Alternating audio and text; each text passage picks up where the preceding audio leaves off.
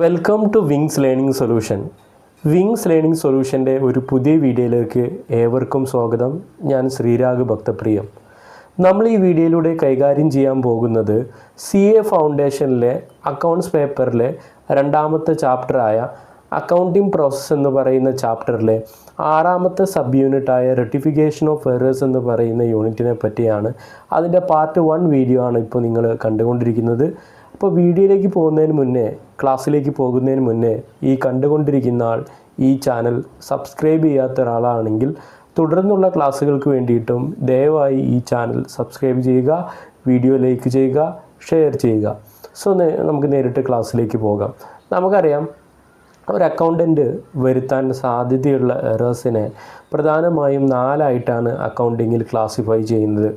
1 errors of principle, 2 errors of omission, 3 errors of commission, 4 compensating errors or offsetting errors. അപ്പോൾ ആദ്യം നിങ്ങൾ 4 തരത്തിലുള്ള errors ഉണ്ടെന്ന് പഠിച്ചു വെക്കണം. First 1 errors of principle, second errors of omission, third errors of commission, then fourth 1 compensating errors അഥവാ offsetting errors. ഇനി നമുക്ക് ഈ ഓരോ എറേഴ്സിനെ പറ്റിയും നമുക്ക് ഓരോന്ന് പഠിച്ചു തുടങ്ങാം. സോ അക്കൗണ്ടൻറ്റ് വരുത്താൻ സാധ്യതയുള്ള ഒരു എററാണ് എറേഴ്സ് ഓഫ് പ്രിൻസിപ്പിൾ. എന്താ എറേഴ്സ് ഓഫ് പ്രിൻസിപ്പിൾ എന്ന് പറഞ്ഞാൽ, അക്കൗണ്ടിങ് പ്രിൻസിപ്പിൾ, അക്കൗണ്ടിങ്ങിൽ കുറച്ച് പ്രിൻസിപ്പിൾസ് ഉണ്ട്, പോളിസീസ് ഉണ്ട്. അങ്ങനെ അക്കൗണ്ടിങ്ങിലുള്ള പ്രിൻസിപ്പിൾസിനും പോളിസീസിനും എഗനിസ്റ്റായിട്ട് ഒരു ട്രാൻസാക്ഷൻ റെക്കോർഡ് ചെയ്യുകയും അതിൻ്റെ റിസൾട്ടഡായിട്ടുണ്ടാകുന്ന എറേഴ്സിനെ നമ്മൾ വിളിക്കുന്ന പേരാണ് എറേഴ്സ് ഓഫ് പ്രിൻസിപ്പിൾ. പ്രധാനമായും എറേഴ്സ് ഓഫ് പ്രിൻസിപ്പിൾ വരുന്നത് റവന്യൂ എക്സ്പെൻഡിച്ചർ ഉള്ള ഒന്നിനെ ക്യാപിറ്റൽ എക്സ്പെൻഡിച്ചറായി കാണുക, ക്യാപിറ്റൽ എക്സ്പെൻഡിച്ചർ ഉള്ള ഒന്നിനെ റവന്യൂ എക്സ്പെൻഡിച്ചറായി കാണുക. അത്തരത്തിലുള്ള എറേഴ്സൊക്കെ നമുക്ക് ഏത് വിഭാഗത്തിൽ ഉൾപ്പെടുത്താൻ പറ്റും? എറേഴ്സ് ഓഫ് പ്രിൻസിപ്പിളിൽ ഉൾപ്പെടുത്താൻ പറ്റും. സോ അതാണ് എറേഴ്സ് ഓഫ് പ്രിൻസിപ്പിൾ. രണ്ടാമത്തെ ടൈപ്പ് ഓഫ് എറേഴ്സ് ആണ് എറേഴ്സ് ഓഫ് ഒമീഷൻ. എന്താ ഒമീഷൻ എന്ന് പറഞ്ഞാൽ, ഒരു ട്രാൻസാക്ഷൻ റെക്കോർഡ് ചെയ്യാൻ മറന്നു പോകുന്നതിലൂടെ ഉണ്ടാകുന്ന എറേഴ്സിനെയാണ് നമ്മൾ എറേഴ്സ് ഓഫ് ഒമീഷൻ എന്ന് പറയുന്നത്. അത് കംപ്ലീറ്റ് ഒമീഷൻ ആവാം, പാർഷ്യൽ ഒമീഷൻ ആവാം. സോ ഒരു എറർ അക്കൗണ്ടൻറ്റ് ഒരു ട്രാൻസാക്ഷൻ പൂർണ്ണമായോ ഭാഗികമായോ റെക്കോർഡ് ചെയ്യാൻ വിട്ടുപോകുന്നതിലൂടെ ഉണ്ടാകുന്ന, അക്കൗണ്ടിങ്ങിൽ ഉണ്ടാകുന്ന എറേഴ്സിനെ നമ്മൾ വിളിക്കുന്ന പേരാണെന്ത്? Errors of omission. Errors of ഒമീഷനെ നമുക്ക് 2 ആയി ക്ലാസിഫൈ ചെയ്യാം. കംപ്ലീറ്റ് ഒമീഷൻ എന്നും പാർഷ്യൽ ഒമീഷൻ എന്നും. ചില ട്രാൻസാക്ഷനൊക്കെ നമ്മൾ ഡേ ബുക്കിൽ തന്നെ, സബ്സിഡറി ബുക്കിൽ തന്നെ റെക്കോർഡ് ചെയ്യാൻ വിട്ടുപോകും. അത്തരം എറേഴ്സിനെയാണ് നമ്മൾ കംപ്ലീറ്റ് ഒമീഷൻ എന്ന് പറയുക. ചില ട്രാൻസാക്ഷനൊക്കെ നമ്മൾ ഡേ ബുക്കിൽ അഥവാ സബ്സിഡറി ബുക്കിൽ റെക്കോർഡ് ചെയ്തിട്ടുണ്ടാവും, ലെഡ്ജറിലേക്ക് പോസ്റ്റ് ചെയ്യാനായിരിക്കും വിട്ടുപോയിട്ടുണ്ടാവുക. അത്തരത്തിലുള്ള എറേഴ്സിനെ നമ്മൾ പാർഷ്യൽ ഒമീഷൻ എന്ന് വിളിക്കും. സോ അക്കൗണ്ടൻറ്റ് വരുത്താൻ സാധ്യതയുള്ള രണ്ടാമത്തെ ടൈപ്പ് ഓഫ് എറേഴ്സ് ആയിരുന്നു എന്ത്? Errors of omission. ഇനി മൂന്നാമത്തെ ടൈപ്പ് ഓഫ് എറേഴ്സ് ആണ് errors of commission. These are the clerical errors committed by the accountant. Accountant വരുത്തുന്ന ക്ലറിക്കൽ എറേഴ്സിനെ നമ്മൾ വിളിക്കുന്ന പേരാണ് എറേഴ്സ് ഓഫ് കമ്മീഷൻ.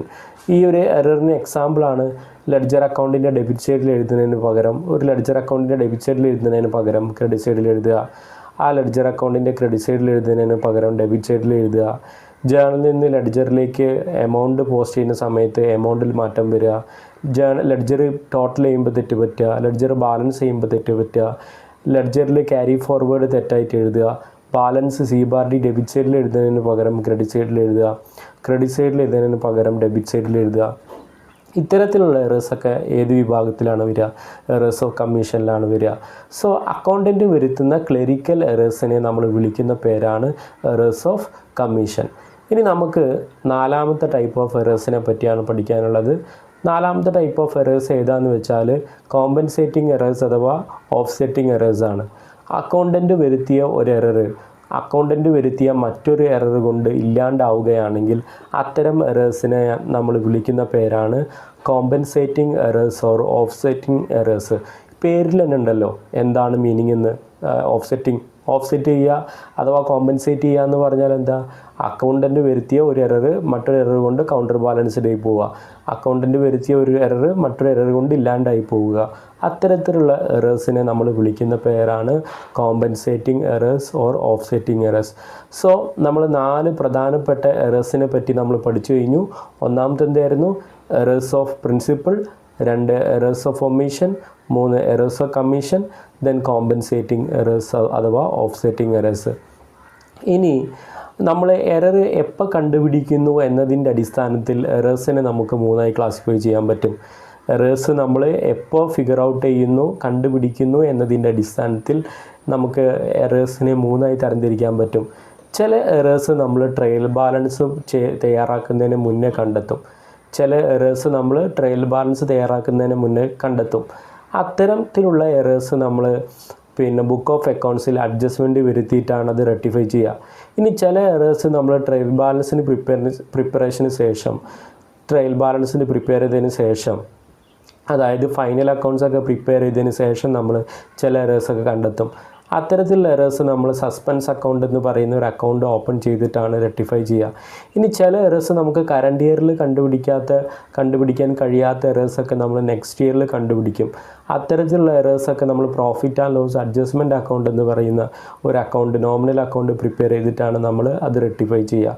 സോ ചുരുക്കി പറഞ്ഞാൽ നമുക്ക് എല്ലാ ടൈപ്പ് ഓഫ് എറേഴ്സും ഈ ട്രയൽ ബാലൻസ് തയ്യാറാക്കിയാൽ നമുക്ക് തിരിച്ചറിയാൻ പറ്റില്ല. For example errors of principle, അതുപോലെ കോമ്പൻസേറ്റിംഗ് എറേഴ്സ്, ഓഫ്സെറ്റിംഗ് എറേഴ്സ്, ഇതൊന്നും നമുക്ക്, അതുപോലെ കംപ്ലീറ്റ് ഒമിഷൻ, ഇതൊന്നും നമുക്ക് എന്ത് ചെയ്യാൻ പറ്റില്ല, ട്രയൽ ബാലൻസ് പ്രിപ്പയർ ചെയ്താൽ തിരിച്ചറിയാൻ പറ്റില്ല. സോ ട്രയൽ ബാലൻസ് പ്രിപ്പയർ ചെയ്യുന്നത് നമ്മുടെ ഫേമിൻ്റെ അരിതമാറ്റിക്കൽ ആക്യുറസി, ബുക്ക് ഓഫ് അക്കൗണ്ട്സുകളുടെ അരിതമാറ്റിക്കൽ ആക്യുറസി തിരിച്ചറിയാൻ വേണ്ടിയിട്ടാണ്. അപ്പോൾ ട്രയൽ ബാലൻസ് തയ്യാറാക്കി കഴിഞ്ഞാലും നമുക്ക് തിരിച്ചറിയാൻ പറ്റാത്ത എറേഴ്സ് ഉണ്ട്, കണ്ടുപിടിക്കാൻ പറ്റാത്ത എറേഴ്സ് ഉണ്ട്. അവയിൽപ്പെട്ടതാണ് errors of commission, partial omission, errors of principle, complete omission തുടങ്ങിയവ. ഇവയൊന്നും ട്രയൽ ബാലൻസ് തയ്യാറാക്കി കഴിഞ്ഞാൽ പോലും കണ്ടെത്താൻ സാധിക്കില്ല. സോ ഇത്തരത്തിലാണ് 4 തരത്തിലുള്ള എറേഴ്സ് ആണുള്ളത്. Errors of principle, errors of omission, errors of commission, then compensating errors or offsetting errors. ഇനി നമുക്ക് ഈ ഒരു CA ഫൗണ്ടേഷനിലെ സ്റ്റഡി മെറ്റീരിയലിലുള്ള ഒരു ക്വസ്റ്റ്യൻ ഡിസ്കസ് ചെയ്ത് നോക്കാം. ഈ ഒരു എറർ നമ്മൾ കണ്ടെത്തിയത്, മനസ്സിലാക്കുന്നത് ട്രയൽ ബാലൻസ് തയ്യാറാക്കിയതിന് ശേഷം കണ്ടെത്തുന്ന എറേഴ്സ് എന്ന ഒരു പരിഗണനയോട് കൂടിയിട്ടാണ് നമ്മൾ ഈ എറേഴ്സ് റെക്ടിഫൈ ചെയ്യാൻ പോകുന്നത്. സോ സസ്പെൻസ് അക്കൗണ്ട് എന്ന് പറയുന്ന അക്കൗണ്ട് യൂസ് ചെയ്തിട്ടായിരിക്കും ഇത്തരത്തിലുള്ള എറേഴ്സ് നമ്മൾ റെക്ടിഫൈ ചെയ്യുക. ഒന്നാമത്തെ ടൈപ്പ് ഓഫ് എറേഴ്സ് എന്താണ്? ₹500 paid for furniture purchased has been charged to ordinary purchase account. നമ്മൾ എന്ത് ചെയ്തിട്ടുണ്ട്, 500 rupees ഒരു ഫർണിച്ചർ, ഓഫീസിലേക്ക് ഫർണിച്ചർ മേടിച്ചിട്ടുണ്ട്.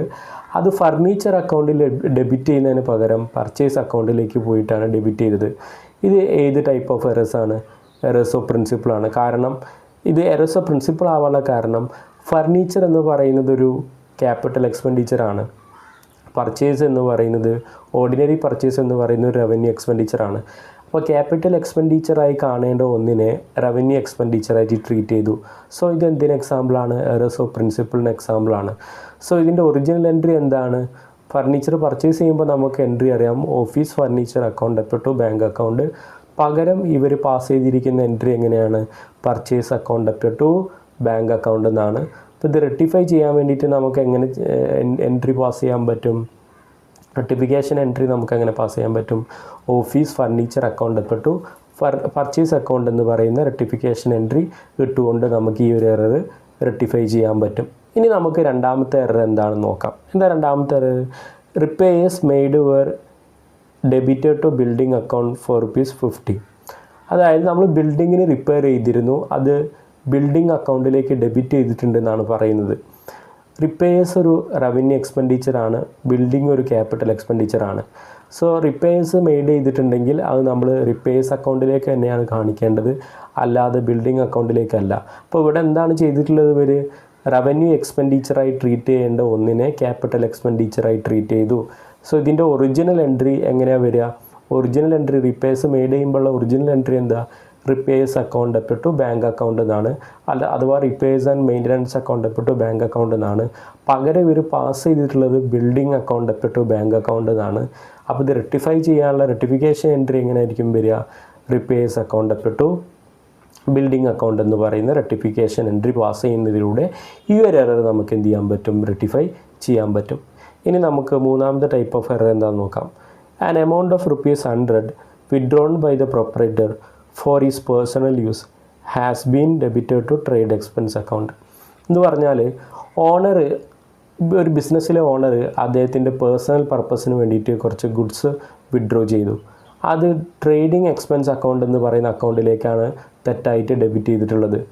ഇത് റോങ് ആണ്. കാരണം ഓണർ അദ്ദേഹത്തിൻ്റെ പേഴ്സണൽ യൂസിന് വേണ്ടിയിട്ട് ഗുഡ്സോ ക്യാഷോ മറ്റുള്ള എന്തെങ്കിലും അസറ്റോ വിഡ്രോ ചെയ്ത് കഴിഞ്ഞാൽ ട്രേഡ് എക്സ്പെൻസ് അക്കൗണ്ട് എന്ന് പറയുന്ന അക്കൗണ്ടിലേക്കല്ല നമ്മൾ ഡെബിറ്റ് ചെയ്യുക, പകരം നമ്മൾ ഡ്രോയിങ്സ് അക്കൗണ്ടിലേക്കാണ് ഡെബിറ്റ് ചെയ്യുക. സോ ഇവിടെ ഡ്രോയിങ്സ് അക്കൗണ്ടിലേക്ക് ഡെബിറ്റ് ചെയ്യുന്നതിന് പകരം ട്രേഡിംഗ് എക്സ്പെൻസ് അക്കൗണ്ട് എന്ന് പറയുന്ന ഒരു അക്കൗണ്ടിലേക്ക് ട്രേഡ് എക്സ്പെൻസ് അക്കൗണ്ട് എന്ന് പറയുന്ന അക്കൗണ്ടിലേക്ക് ഡെബിറ്റ് ചെയ്യുകയാണ് ചെയ്തിരിക്കുന്നത്. സോ ഇത് ഇങ്ങനെ റെക്ടിഫൈ ചെയ്യുക. ഇതിൻ്റെ ഒറിജിനൽ എൻട്രി നമുക്കറിയാം, ഡ്രോയിങ്സ് അക്കൗണ്ട് അപ്പ് ടു ക്യാഷാണ് വിഡ്രോ ചെയ്തതെങ്കിൽ ടു ക്യാഷ് അക്കൗണ്ട്, ഗുഡ്സാണ് വിഡ്രോ ചെയ്തെങ്കിൽ ടു പർച്ചേസ് അക്കൗണ്ട് എന്നാണ് വരിക. സോ ഇവിടെ ക്യാഷാണ് വിഡ്രോ ചെയ്തത്. സോ അതിൻ്റെ എൻട്രി വരുന്നത് drawings account up to cash account എന്നാണ് ഒറിജിനൽ എൻട്രി വരിക. ഇവിടെ നമുക്ക് റെക്ടിഫിക്കേഷൻ എൻട്രി വരുന്നത് എങ്ങനെയായിരിക്കും? Drawings account to trade expense account എന്ന് എൻട്രി വരും. ട്രേഡ് എക്സ്പെൻസ് അക്കൗണ്ട് എന്ന് പറയുന്ന എൻട്രിയാണ് വരിക. കാരണം റോങ് എൻട്രിയിൽ അവർ പിന്നെ ട്രേഡിംഗ് എക്സ്പെൻസ് എന്ന് പറയുന്ന അക്കൗണ്ടിനെ ഡെബിറ്റ് ചെയ്തിരുന്നു. ഒറിജിനൽ എൻട്രി പാസ് ചെയ്യേണ്ടത് drawings account up to bank account അഥവാ ക്യാഷ് അക്കൗണ്ട് എന്നാണ്. പകരം ഇവർ പാസ് ചെയ്തിട്ടുള്ളത് trade expense account up to cash or bank account എന്നാണ്. ഇതിൽ ട്രേഡ് എക്സ്പെൻസ് അക്കൗണ്ട് പോകണം, ഡ്രോയിങ്സ് അക്കൗണ്ട് വരണം.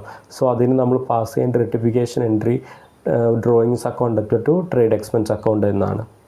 ഇനി നമുക്ക് നാലാമത്തെ ഇല്ലുസ്ട്രേഷൻ ഒന്ന് നോക്കാം. എന്താണ് നാലാമത്തെ ഇല്ലുസ്ട്രേഷൻ പറയുന്നത്?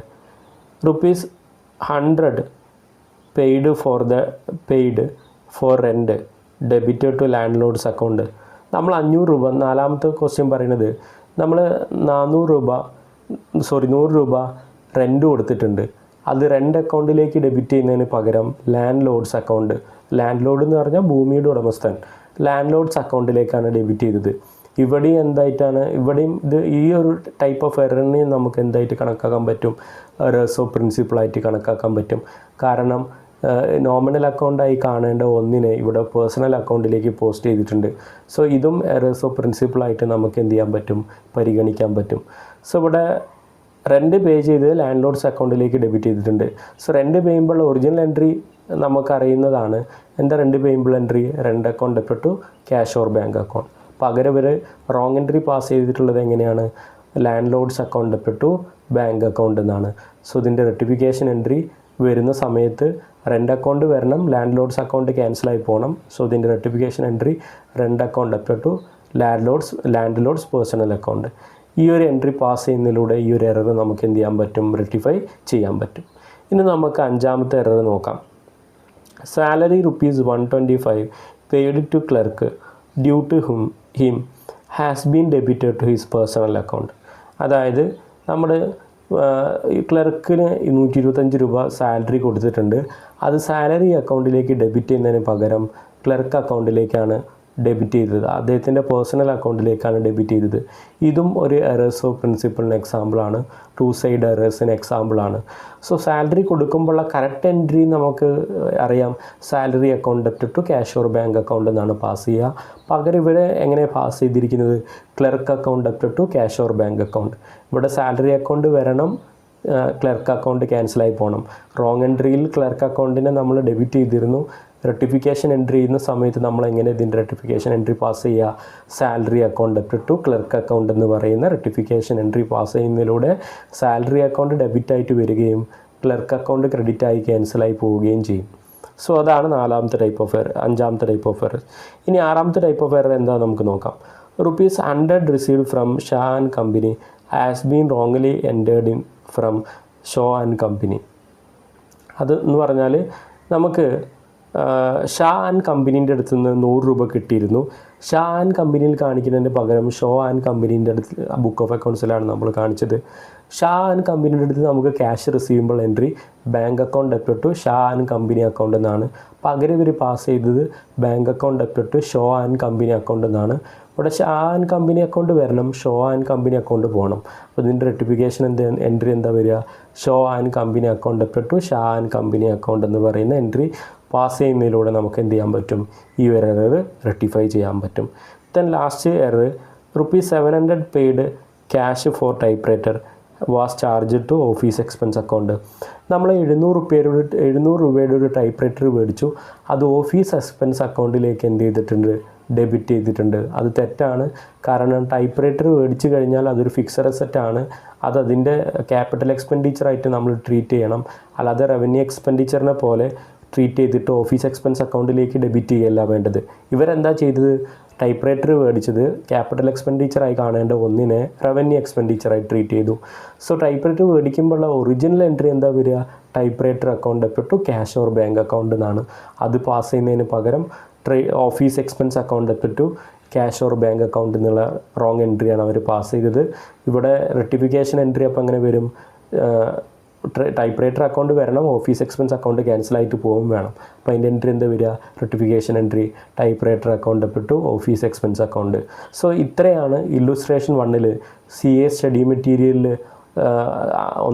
രണ്ടാമത്തെ ചാപ്റ്ററിൻ്റെ അക്കൗണ്ടിങ് പ്രോസസ്സിലെ 6ാമത്തെ യൂണിറ്റായ റെക്ടിഫിക്കേഷൻ ഓഫ് എറേഴ്സ് എന്ന് പറയുന്ന യൂണിറ്റിലെ 1ാമത്തെ ഇല്ലുസ്ട്രേഷനിൽ ഇത്രയും ക്വസ്റ്റ്യൻസാണ് കൊടുത്തത്.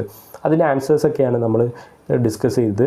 അപ്പോൾ ഇത്രയാണ് നമ്മൾ ഈ ഒരു പാർട്ട് 1 വീഡിയോയിൽ ഡിസ്കസ് ചെയ്യാൻ ഉദ്ദേശിച്ചിരുന്നത്. തുടർന്നുള്ള വീഡിയോകൾക്ക് വേണ്ടിയിട്ടും ഈ ചാനൽ സബ്സ്ക്രൈബ് ചെയ്യുമെന്ന് വിചാരിച്ചുകൊണ്ട് ഈ വീഡിയോ ഇവിടെ അവസാനിപ്പിക്കുന്നു. Thank you so much.